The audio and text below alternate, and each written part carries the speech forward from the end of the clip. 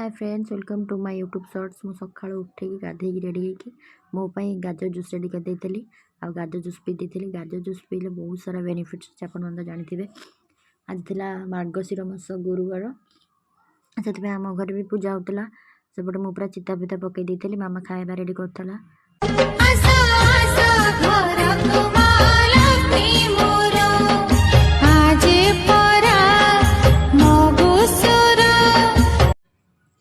Then तापर आमर होता भोग होता खीरी खेचड़ी डालमा होता खाई शो पड़ते 4टा बेले पोखरी आड़े सबको पक्या गली कारण जो नागी जेहेतु माने बाहर पड़ोनी केवल पोखरी रे ही पड़ो पोखरी पकई देके आसली।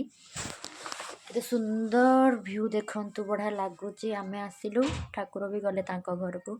जदि आपको कई सर्ट्स भल लगे then please do like share subscribe my YouTube channel please please please Jai Jagannath रही।